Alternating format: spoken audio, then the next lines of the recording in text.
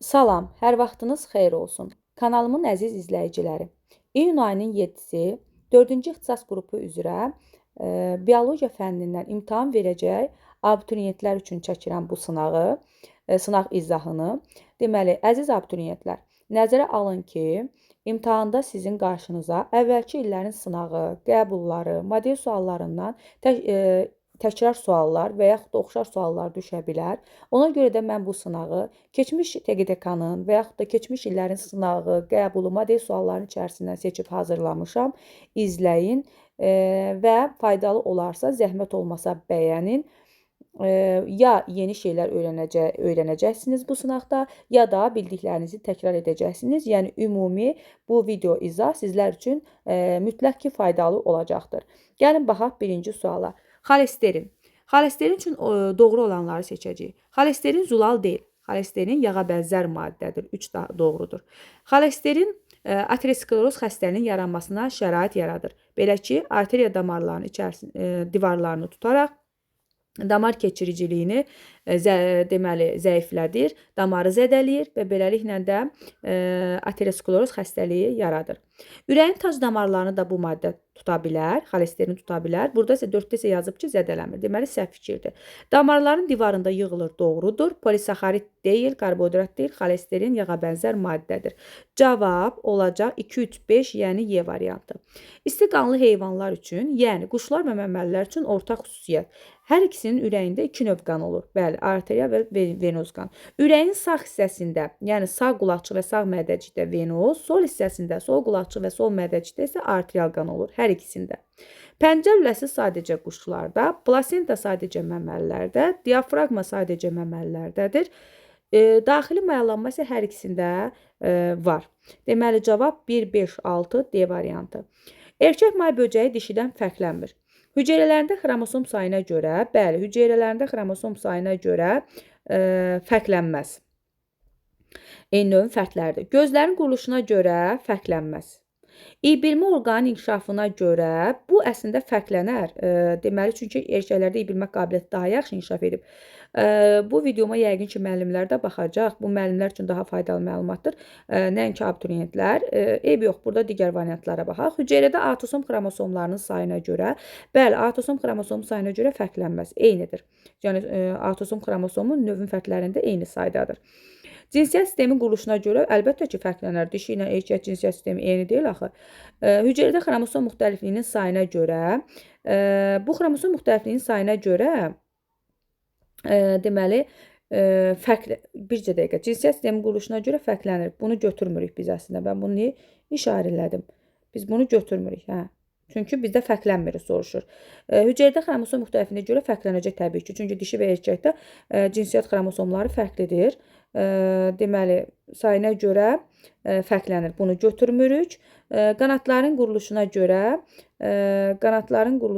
də bəli, fərqlənmir. Deməli, burada cavab 1, 2, 4 və 7-dir.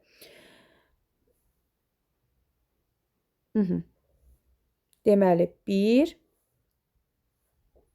2, 4 və 7 cavabı doğrudur. Cavab olur A variantı. Keçdik növbəti suala.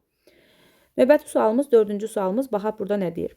Örtü toxumlu bitkilər çılpaq toxumlardan onunla fərqlənir ki, meyvə yanlığı olmur. Axı, örtü toxumlarda əksinə meyvə yanlığı olur. Deməli, biz bunu götürmürük. Mayalanmada bilavasitə 4 hüceyrə iştirak edir. Bəli, mərkəzi hüceyrə, yumurta hüceyrə, 2 spermi. Bəli, fərqlənir. 2 qat mayalanma gedir örtü toxumlarda. Çılpaq toxumlarda 4 hüceyrə iştirak etmir. Əsas kök rüşeym kökçüyündən inkişaf edir. Hər ikisinin toxumunda rüşeym kökçüyü var və əsas kök inkişaf edir. Bu da fərq deyil. Yumurtacıq yumurtalığın içərisində yerləşir. Bəli, örtü toxumların yumurtacığı yumurtalığın içərisində yerləşir. Çılpaq toxumlar ona görə çılpaq toxumu deyirik ki, bunların yumurtalıqla əhatə olunmayıbdır da. Yəni, yumurtacıq pulcuqların üzərində yerləşir. Qozanın pulcuqlarının. Tozcuq borusu tozcuq dənəsinin cücərtisidir. Bu, deməli, fərqlənmir hər ikisi üçün. Yəni, həm örtü toxumlarda, həm də çılpaq toxumlarda tozcuq borusu var. Sadəcə, örtü toxumların tozcuq borusu nisbətən uzun olur, çılpaq toxumlarda isə qısa olur.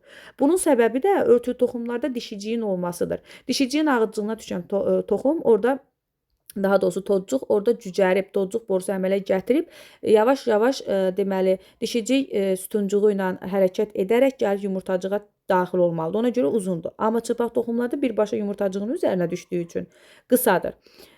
Deməli, bu da fərq deyil, hər ikisində eynidir. Deməli, endosperm triploid xromosom dəstinə, yəni 3 gen xromosom dəstinə malikdir. Bəli, örtülü toxumlarda 3 gen-dir, çılpaq toxumlarda isə n-dir. Deməli, burada cavab 2, 4, 6, yəni cavab olacaq D variantı. Sonra keçək növbəti sualımıza.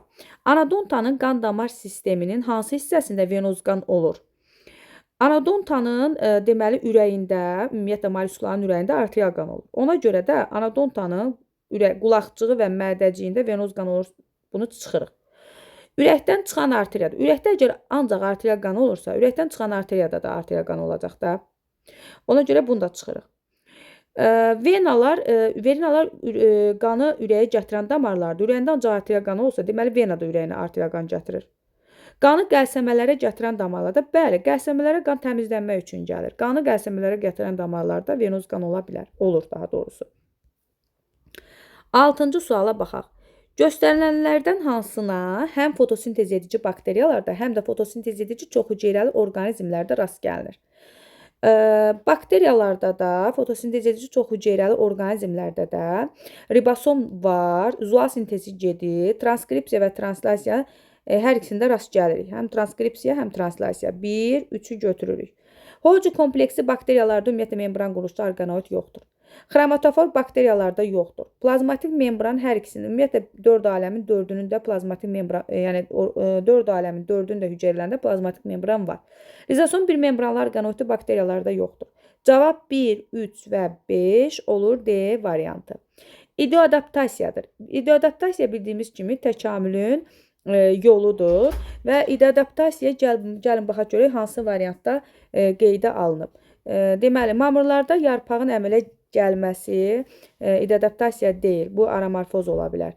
Kaktusun gövdəsində suyun toplanması, bəli, bu bir uyğunlaşmadır, ideoadaptasiya uyğunlaşmadır. Toxumlu qıcılarda toxumun əmələ gəlməsi, bu da aramorfozdur. Qıcılarda kökün əmələ gəlməsi də aramorfozdur. Sonra bir də burada deməli Y variantında çiçəyin dişiciyin əmələ gəlməsi, bu da aramorfozdur. Cavab burada kaktusun gövdəsində suyun toplanmasıdır. Yəni B variantı. Yendik aşağıya. Deməli 8. Yaşıl quş mamırı, erkək qıcı, çöl qatırquyruğu və planun ilk cücərtiləri üçün ümumi əlamətdir. Deməli, baxaq, hüceyrələri eukaryotdur. Deməli, bəli, bunlar bitki hüceyrələrdir. Təbii ki, eukaryotdurlar, nüvəlidirlər. Diploid xromosom sayına dəstinə malikdirlər. Hər birinin, həm deməli, yaşıl quş mamırında protonemadır, erkək qıcı, çöl qatırquyruğu, planunda protaldır. Hər biri spordan cücərir. Sporun xromosom dəsti N-dir. Bunların deməli, cücərtilərin xromosom dəsti əslində olmalıdır N, diploid deyil. Bilavasitə üzərində anterida və arxegonin əmələ gəlməsi qıcı, qatırquyruğu və plan üçün xarakterikdir. Çünki onlarda cücərti cinsi nəsil hesab olunur. Amma yaşıl quş mamırında yetkin bitkidir cinsi nəsil. Qameti o daşıyır. Ona görə də bu deyil. Mayalanmış yumurta hüceyrədən inkişaf etməsi. Xeyr, spordan cücərir. Bu da deyil. Xlorofilə malik olması. Bəli, hər birinin xlorofili var və yaşıl rəngdədir. Xlorofilə malikdir. Və hər biri çox hüceyrəlidir. Bəli, çox hüceyrəlidir. 1, 5, 6 cavab olur C variantı. Gəlin baxaq 9-cu suala. İnsanın həzm kanalından kənarda yerləşən həzm vəzlərindən neçəsi daxili sekresiya vəzi kimi də fəaliyyət göstərir. Həzm kanalından kənarda yerləşən həzm vəzləri 3 cüt ağız suyu vəzsidir. Bir qaraciyərdir, bir də mərdaltıdır. Daxili sekresiya funksiyası da yerinə yetirirsə, daxili sekresiya vəzisi kimi də fəaliyyət göstərsə, deməli bu qarışıqdır da. Çünki həzm vəzisi, yəni həzmdə onun iştirakı xarici sekresiya kimi iştirak edir. Amma həm də qana deməli hormon ifraz edir ki, daxili funksiya yerinə yetirir. Bu da qarışıq sekresiya vəzisi, mədaltı vəzidir, yəni sayı bir ədəddir.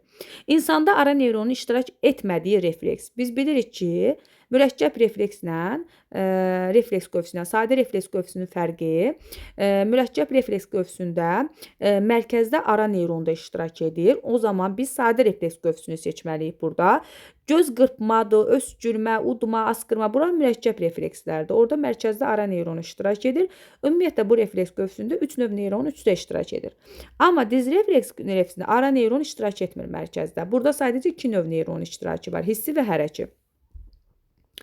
Sonra 11-ci suala baxaq. Hansı sırada verilən vəzlərin hər ikisinin hormonu insanın qanında şəkərin miqdarını artırır? Deməli, bildiyimiz kimi mədə-altı vəzinin qlikagon hormonu ifraz olunanda qaraciyərdə toplanan glikogen qlukozaya çevrilib qana keçir. Bir də böyrəküstü vəzin adrenalin hormonu qanda qlukozanın miqdarını artırır. Deməli, cavab A variantıdır. Keçdik. 12-ci suala baxaq. İnsanın çiyin qurşağına aid olub borulu sümüklərlə bilavasitə birləşən sümüklərin sayı gövdə skeletinə aid olan tək cüt olmayan sümüklərin maksimal sayından nə qədər azdır? Gəlin əvvəlcə birinci hissəsinə baxaq. Çiyin qurşağına aiddir 2 kürək, 2 körpücük. Bunlardan borulu sümüklə, yəni yuxarı ətrafın sərbəst hissəsi olan bazu sümüyü ilə birləşir kürək. Deməli, çiyin qurşağına aid olub borulu sümüklə birləşən sümüklər kürək sümüyüdür, sayı 2-dir. Gövdə skeletinə bəs nələr aiddir? Onurğa sütunun 33-34 fəqərəsi, bir döş sümüyü, bir də 24 qabırğa. İndi bizə tək sümük dediyi üçün qabırğalar cütdür. 12 cüt deyirik. 24 qabırğanı oradan çıxırıq. Bir döş sümüyü təkdir, bir də 33-34 sayda olan fəqərələr təkdir. Yəni cüt sayı belə təkdir. Çünki fəqərələrin cütü yoxdur. Yəni maksimal sayı dediyi üçün onurğa sütununu götürəcəm 34 fəqərədən. 34 fəqərə onurğa sütununda təkdir, gövdə skeletinə aiddir və bir ədəd də döş sümüyü. Deməli, bu deyilir 35. Deməli, deyir ki, 35 2-dən nə qədər çoxdur və yaxud da 2 35-dən, yəni kürək sümüyü sayı 35-dən nə qədər azdır? 33. Cavab olacaq C. İnsanda ontogenezin normal gedişi zamanı mayalanmadan 10 gün keçmişsə, bu zaman, biz bilirik ki, mayalanma gedir uşaqlıq borusunda, yumurta hüceyrələ spermatozoid birləşir və zigot əmələ gəlir. Sonra zigot mitoz yolla bölünür, 4-5 gün ərzində uşaqlıq borusunda qalır və mitoz yolla bölünərək çox hüceyrəli uşeymə çevrilir. 4-5 gün qalır uşaqlıq borusunda və gəlir sonra düşür, 4-5 gündən sonra düşür uşaqlığa. 2 gündə burada qaldıqdan sonra, deməli 2 gündə orada qalır. 2 gündə qalır uşaqlıqda, sonra 2 gündən sonra implantasiya edir uşaqlığın divarına. Hələ ki 6-7 gün keçdi. Bu isə 10 gün deyir. Uşaqlığın divarına implantasiya eləyən kimi də deməli bətndaxili inkişafının rüşeym dövrü başlayır. Yəni implantasiyaya qədər başlanğıc dövrü idi. Mayalanmadan implantasiyaya qədər. Amma implantasiya etdikdən sonra başlayır deməli rüşeym dövrü. Deməli 10 gün deməli biz dedik ki 4-5-in üstünə 2 gəldik, 6-7 gün. Gündən sonra artıq rüşeym dövrü başlayırsa, deməli 10-cu gün rüşeym dövrüdür artıq. Çünki rüşeym dövrü 2 ay çəkir. Bununla bağlı mənim kanalımda deməli video var, izah var. Tövsiyə edirəm mütləq gedib baxasınız. Qısa və lakonik orada izah etmişəm. Deməli deyir, artıq bətndaxili inkişafın rüşeym dövrü başlamışdır. Bəli, rüşeym dövrü artıq başlamışdır. Cift müvəqqəti daxili sekresiya vəsi kimi fəaliyyətə başlayır. Cift 4-cü aydan daxili sekresiya vəsi kimi fəaliyyətə başlayır. Biz amma 10-cu gündəyik. Zigot artıq uşaqlığa düşmüşdür. Ümumiyyətlə, yadınızda saxlayın ki, zigotda biz uşaqlıqda rast gələ bilmərik. Zigota biz ancaq uşaqlıq borusunda rast gələ bilərik. Uşaqlığa ancaq rüşeym düşə bilər. Deməli, bu da səhvdir. Zigot uşaqlıq borusundadır. Uşaqlıq borusunda olsaydı, bax bu 4-5 gün içərisində artıq o rüşeymə çevrilir. Yəni biz 10-cu gündəyik. Deməli, bu da deyil. Rüşeym hələ uşaqlıq borusundadır. Xeyr, artıq 10-cu gündəyik. Axı mən dedim 4-5 gün orada uşaqlıq borusunda qalır. 2 gün gəlir düşür uşaqlığa, 2 gün qalır, sonra implantasiya edir. Uşaqlıq borusunda yox, rüşeym uşaqlıqdadır. Bu da səhvdir. Burada cavab A variantı idi. Göl ili bizə hər dəfə suyun üzərinə qalxaraq tənəffüs dəliyini açdıqda 1 milli hava udursa, 1 saat ərzində onun mantiya boşluğuna maksimum nə qədər hava daxil olur? Əziz abituriyentlər, bu məlumat artıq bizim kitablarımızdan silinib. Bu hissəsini isə baxan müəllimlərə həsr edirəm. Deməli, bildiyimiz kimi göl ili bizi, amma güvən materialında var bu məlumat. Göl ili bizi 1 saatda 7-9 dəfə suyun üzərinə çıxır və ağciyər tənəffüs edir. Və deyir, hər dəfə çıxdıqda tənəffüs dəliyini açanda 1 milli hava daxil olur. 1 saat ərzində də maksimum nə qədər hava daxil olur? Əgər maksimum deyirsək, 9 dəfə biz hesablayacaq. 9 dəfə çıxıb suyun üzünə və tənəffüs dəliyini 9 dəfə açıb və hər dəfə 1 milli hava daxil olursa, maksimum 9 milli hava daxil olmuş olur. Göstərilənlərdən hansının az olması fotosintez prosesinin həyata keçməsinə bilavasitə mane olmaz. Biz bilirik ki, fotosintezin gedişinə mane olacaq faktor fotosintezdə istifadə olunan maddələrdir. Deməli, ATF sintetaza fermenti orada bəli istifadə olunur. Bu fermentdir. Yəni ATF sintetaza kanalının açılmasını təmin edir. Bu deyil. Mane olar da, yəni bu biz mane olmaz axtarırıq. Su bəli fotosintez üçün xammaldır, sərf olunur, mane olar. İşıq təbii ki, günəş işığından söhbət gedir və yaxud da süni işıq da ola bilər də. Əsas odur ki, işıqda iştirak edir. Karbon qazı da xammaldır, sərf olunur, amma oksigen mane olmaz. Çünki oksigen fotosintez nəticəsində yaranır. Keçdik 16-cı suala. ATF və ADF üçün bu da rahat sualdır. ATF-in molekul sayı 2-dir, makroeqlik rabitə. Biz bilirik 1 mol ATF-də 3 ortofosfat turşusu qalığı var, 2 də makroeqlik rabitə var. Deməli 2 mol ATF-də də bunun miqdarı 2 vur 2 olacaq, yəni 4.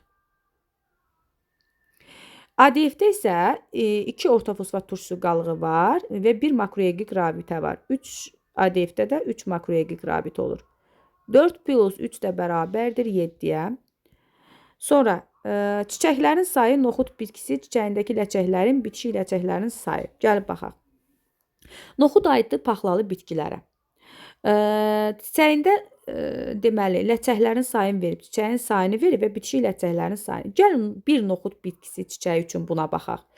Bir dənə çiçək olanda, ləçəklərin ümumi sayı olacaq 5, bitişik ləçəklərin sayı olacaq 2. Düzdürmü? İndi bizdə bax bu bitişik ləçəklərin sayını tapmağı soruşur. Biz 2-ni necə tapa bilərik? Məsələn buradan. Deməli 5-dən çıxsaq 3-ü vursaq 1-ə. Yəni belə A vur M çıx 3. M-in yerinə məsələn 5-i qoyaq. 5-dən çıxaq 3 eləsin 2. A-nın da yerinə 1-i qoyaq. 1-i də vuraq bura. 5 çıx 3 vur 1. Belə rəqəm qoyub tapa bilərsiniz. Bu daha rahat variantdır ona görə. Deməli keçdik. Erkək bal arısında baş verən mutasiyalar onun birinci nəslindəki erkəklərə ötürülə bilər. Baxaq. Erkək bal arısının nəsli yalnız dişilərdir. Yəni ana arı və işçi arı. Çünki erkək arının nəslində erkək arı ola bilməz. Çünki erkək arılar ana arının mayalanmamış yumurtalarından yaranır. Partenogenez çoxalmadır da bu. Erkək bal arısında baş verən mutasiyalar onun birinci nəslindəki erkəklərə ötürülə bilər ifadəsi səhvdir. Ötürülə bilməz. Yalnız ana arıya ötürülə bilər ifadəsi də səhvdir. Yalnız işçi arıya da ötürülə bilər ifadəsi səhvdir. Həm erkək, həm dişi də səhvdir. Burada doğru olacaq dişilərə. Çünki işçiyə də ana arıya da ötürülə bilər. Onun nəslidir. 19-cu sual. Ağac və ox. Ağac deməli aksonun mənasıdır, açıqlamasıdır. Ox da dendrit. Deməli ağac dendritdir, ox deməli aksondur. Mail hüceyrələri olan toxuma qrupunun. Bu toxuma sinir toxumasıdır. Əsas kütləsi döş və qarın boşluğunda yerləşir ifadəsi səhvdir. Bir neçə növü var. Sinir toxumasının yalnız bir növü var. Sinir hüceyrəsinə səhv salmayın. Neyronun bir neçə növü var. Əksər hüceyrələri sinir impulslarının ötürülməsində iştirak etmir. Sinir toxuması təşkil olunub neyrondan, bir də peyk hüceyrələrindən. Bir neyrona 10 peyk hüceyrəsi düşüb. Deməli, sinir toxumasının əksər hüceyrələri peyk hüceyrələridirsə, bəli, sinir impulslarının ötürülməsində iştirak etmir. Əsas funksiyası oyanmadır, amma yığılma yoxdur. Oyanma və nəql etmədir. Bu da səhvdir. Əmələ gəlməsində hər üç rüşeyin vərəqi yox, ektoderma iştirak edir. Bu da səhvdir. Cavab oldu C variantı. Cinsi prosesdə 6 infuzor tərlik iştirak etmişdirsə, burada cinsi çoxalma deyil. İnfuzor tərlikdə gedən konjugasiya cinsi prosesdir. Bu prosesin sonunda maksimum neçə infuzor tərlik əmələ gəlir. Burada fərd sayı artmır. Burada sadəcə deməli mübadilə gedir. Yəni onların stoplazması arası körpü yaradır və möhtəviyyatın dəyişilməsi gedir. Ona görə də cavab olacaq 6. Yəni elə olduğu kimi qalır. Sonra 21. Meyoz bölünməni digər bölünmə formalarından fərqləndirən proses hansı terminə uyğundur? Təbii ki, burada cavab olacaq konjugasiya. Çünki meyoz 1-də profaza mərhələsində Krasnover konjugasiya olur. Mitozda heç buna rast gəlmirik biz. 22. İnsanın skeletində onurğa sütununun sərbəst ətraf skeleti ilə bilavasitə əlaqələndirən sümük. Aha. Onurğa sütununu sərbəst ətraf skeleti ilə əlaqələndirən sümük. Onda biz düşünməliyik ki, onurğa sütunun hansı hissəsinə deməli, yox, əvvəlcə fikirləşək ki, sərbəst ətrafa nə birləşər? Qurşaq. O zaman düşünək. Birinci yuxarıdan başlayaq. Bazu birləşir kürəyə, kürəyin onurğa sütuna əlaqəsi yoxdur. Keçək aşağıya. Bud birləşir çanağa, çanaq onurğa sütununa əlaqəlidir, oma fəqrələrinə birləşmişdir. Döş sümüyünə bilavasitə birləşir çanaq, xeyr. Yastı sümükdür, bəli. Bilavasitə uzun boylu sümüklə birləşməyib, birləşib axı, bud sümüyünə birləşib, səhvdir. Qarışıq sümüklərə aiddir, yox, yastı sümükdür. Bilavasitə yastı sümüklə birləşib, bəli, bir çanaq o birisi çanağa birləşib, o da yastı sümükdür. Burada cavab olacaq 2-5, yəni Y variantı. Sonra keçək. Soxulcan, bunu biraz böyüdüm. Soxulcan və öküz salteri üçün ümumi olmayanlar. Deməli, mezoderma mənşəli orqanlara malik olmaları. Bu ümumidir. Çünki yastı qurtlardan artıq mezoderma yaranıb. Bir molekul glukozanın parçalanmasına 38 mol ATF-in əmələ gəlməsi. Bu deməkdir ki, energetik mübadilənin hər üç mərhələsi, hətta oksigenin mərhələsi də həyata keçib. Bu soxulcan üçün aerob olduğu üçün onun üçün xarakterikdir. Amma öküz salterində anaerob mühitdə yaşadığı üçün orada oksigenli mərhələ olmur. Qidalı maddələrin bədən səthi ilə qəbul olunması deməli, öküz salteri üçün xarakterikdir. Sormaçıların malik olmaları bu da öküz salteri üçün yəni öküz salterinə aiddir. Burada fikrimi qarışdı. Bu 5-ci ifadədir. Burada çapda səhv düşüb. Bu 6-cıdır. Sonra 5-ə baxaq. Boğumlara malik olmaları. Bəli, hər ikisi boğumlardan təşkil olunmuşdur. Ağız vasitəsilə qidalanmaları əslində soxulcan ağızdan qidalanır. Öküz salteri isə həzm sistemi yoxdur. Bütün bədən səthi ilə hopdurur. Deməli, onda belə çıxır ki, burada cavab 1, 5-dir. Hər ikisi üçün ortaq xüsusiyyət. Keçdik, növbəti 24. 3 növ generativ orqana malik olan bitkiləri müəyyən edin. 3 növ generativ orqanın olması, yəni meyvəsi, toxumu və deməli çiçəyi vardır. Deməli, biz örtü toxumlu bitki axtaracağıq. Avtomatik buradan kələmi görürük, palıdı görürük. Laminariya deməli qonur yosundur, bunu atdıq. Ümumiyyətlə orqan yoxdur. Erkək qıjı da deməli yoxdur. Küknarda generativ orqanlardan toxum var. Bir də qoza da generativ orqan sayılır. Deməli, amma 3 növ generativ orqan yoxdur. Latreya isə parazit bitkidir. Düzdür, onun xlorofil pigmenti yoxdur, onun kökü yoxdur, lakin onun örtü toxumu olduğu üçün çiçəyi, meyvəsi və toxumu vardır. Deməli, 1, 4, 5 cavab olur Y variantı. 25-ci sual. İnsana aid olanları müəyyən edin. Bütün hüceyrələrində nüvənin olması, insanın nüvəsiz hüceyrəsi də var. Yetişmiş eritrosit hüceyrəsi, trombosit hüceyrəsi nüvəsizdir. Deməli, bu səhvdir. Embrional dövrdə çoxməməlilik, bəli, bu düzdür. 2 qat tənəffüs bu quşlar üçün xarakterikdir. Çox kameralı mədə bu gövşəyən məməlilər üçün. Kişiləri heteroqametdir, yəni X-Y-dir, bəli, bu düzdür. Bədən boşluğunda qanın olması o deməkdir ki, biz açıq qan damar sistemiyik, bu da səhvdir. Burada cavab olur, deməli 2, 5. İnşallah ki, nəsə mexaniki yanlışlığa yol vermədim. Xlorella və xlamidaman adı üçün ortaq xüsusiyyətdir. Gəlin baxaq. Deməli, hər ikisi avtotrof yolla qidalanır. Bəli, xlorofil pigmentləri var. Ontogenezində hərəkət orqanoidin əmələ gəlməsi xlamidaman adı üçün xarakterikdir. Çünki o qamçılıdır. Yəni, xlorella üçün xarakterik deyil. Deməli, bu da deyil. Yalnız qeyri-cinsi yolla çoxalma, bəli, yox. Hər ikisi qeyri-cinsi yolla çoxalır, amma yalnız qeyri-cinsi yolla çoxalma hər ikisi üçün xarakterik deyil. Çünki xlamidamana da həm də cinsi yolla çoxalır. 5 növ azot əsasının olması, yəni DNT-si də var, RNT-si də var. Bəli, bunlar bitki hüceyrəsidir. DNT də var, RNT də var. Düzdür bu, ortaqdır. Yığılıb açılan 2 kiçik vakual yalnız xlamidamana üçün xarakterikdir. Vakual amma hər ikisi üçün xarakterikdir. Deməli, cavab burada olur 1, 4, bir də 6. 27-ci sualda uyğunluğa baxaq. Uyğunluğu müəyyən edin. Deməli, gəlin baxaq. Bir dəqiqə.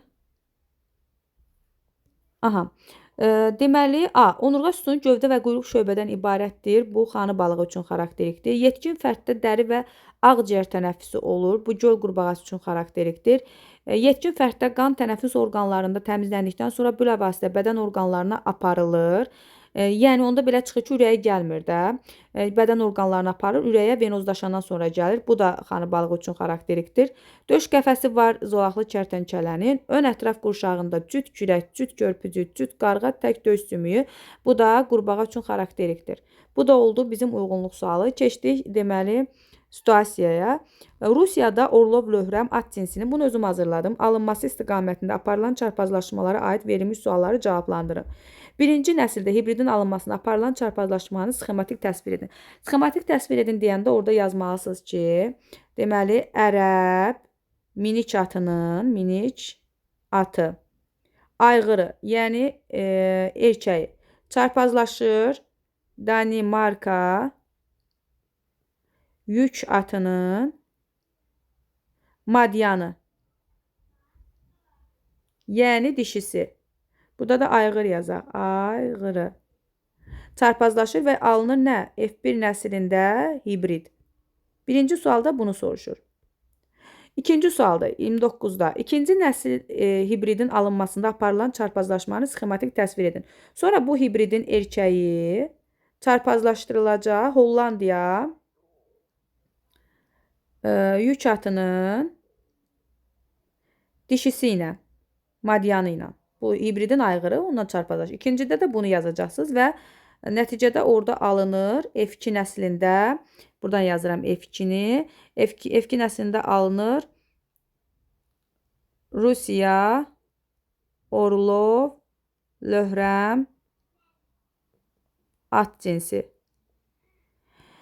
Sonra bu çarpazlaşmalar zaman neçə növ və neçə cinsdən istifadə olunub? Burada bir at növü var, ev atıdır. Yəni bir növdür, lakin cins olaraq 3 cinsdən. Bu bir cinsdir. Bu cins bilirsiniz hansı cinsdir? Növdən aşağı, yəni seleksiya nəticəsində alınan. Bu ikincisidir. Bu Hollandiyada üçüncüsüdür. Bu hibridi bir cins kimi götürməyəcək. Niyə? Çünki hibrid, yəni bu öz aralarında çarpazlaşdırılarsa, onda Mendelin qanunlarındakı kimi əlamətlərin parçalanması gedər və deməli ataya, anaya oxşar, yəni öz valideynlərinə oxşar əlamətlər ortaya çıxar. Amma biz cinsi o cins götürürük ki, o sonrakı, yəni öz aralarında çarpazlaşdıranda sonrakı nəsildə parçalanma verməsin də. Ona görə biz bunu hibrid götürmürük. Daha da hibrid yox, daha doğrusu cins kimi götürmürük. Bir cins, iki cins, üç cins. Burada üç cins iştirak edib. Ümid edirəm anlaşıqlı oldu. Diqqətiniz üçün təşəkkür edirəm.